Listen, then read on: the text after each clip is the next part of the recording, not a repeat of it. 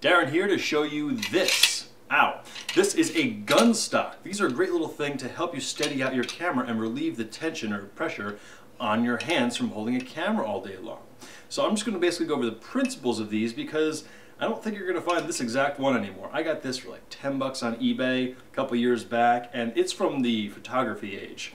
And I doubt you're going to be able to find it again. It's called the Prinz, P-R-I-N-Z, but again, this is not the best of ones. As you can see, it's pretty rickety, even though it is stable enough for me to use. I've gotten great use out of it.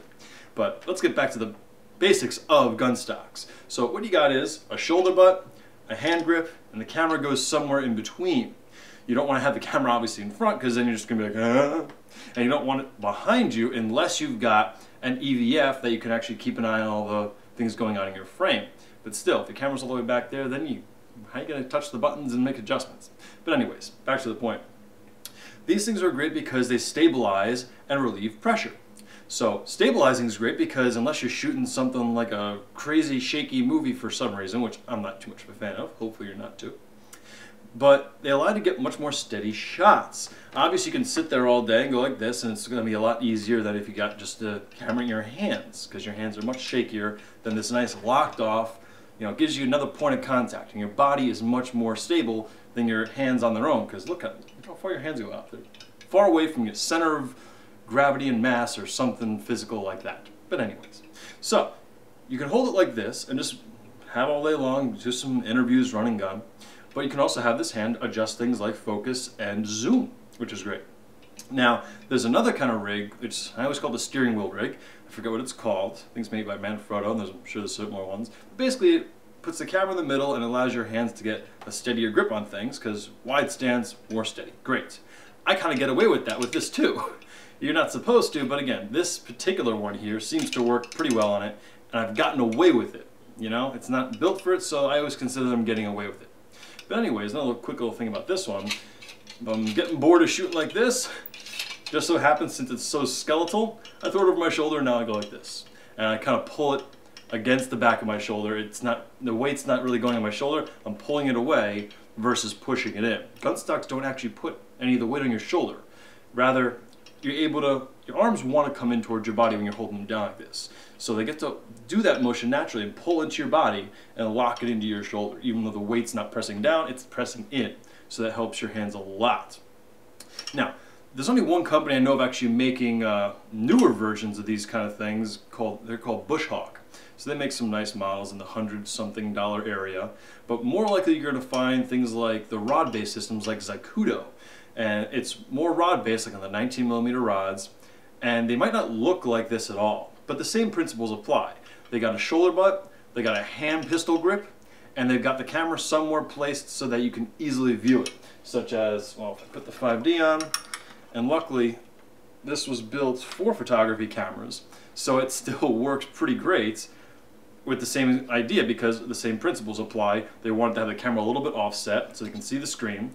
And this one actually, there used to be a trigger release here for a manual trigger release cable. I took that out because it won't work. Don't need it. Got rid of it. But as you can see, I can see the camera. And you can even get away with some decent little moves like side tracking move or even human jib. Now granted, you're not going to become a perfect jib or perfect dolly move. But if you don't have those in your running gun, you can still get some decently nice stuff. And nowadays with post-stabilization, you can get away with a lot. But obviously, you're limited to little bits of movement here and there. You're not going to be able to keep walking crab-like and expect a dolly movement.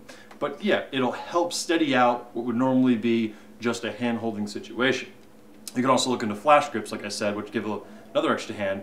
This is another step up in terms of stabilization. And like I said before, depending on the rig you get, this one just happens to be able to do this.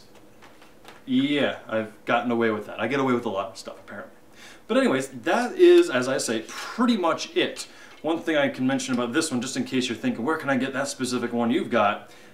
Aside from you probably not be able to find it because it's ancient, it has limitations. Like if I put my little loop on there, it's supposed to be up here. This is where my eye really needs to be.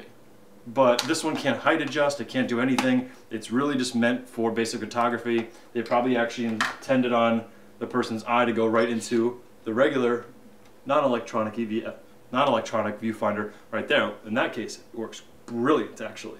So if your camera does it, if your DSLR actually has an active electronic viewfinder on the top, then this will work great.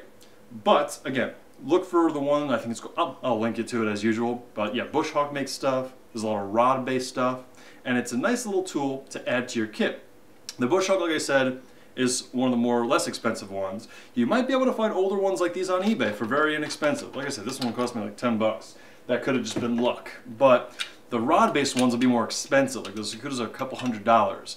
But I'll look around, I'll try and link you to some other ones, some more not as higher end brands, so you can have the option of looking at the less expensive stuff, because as you know, I'm all about what you can get with as little money as possible, but high quality as possible. And obviously I want you to make some great images. So I will link you to these and enjoy them. And obviously the other thing about, that you know I always like is to not add a lot of weight to your camera bag. And these things really don't add much weight at all, especially if you get one like this, which is really skeletal, but that's enough said. So enjoy these gun stocks.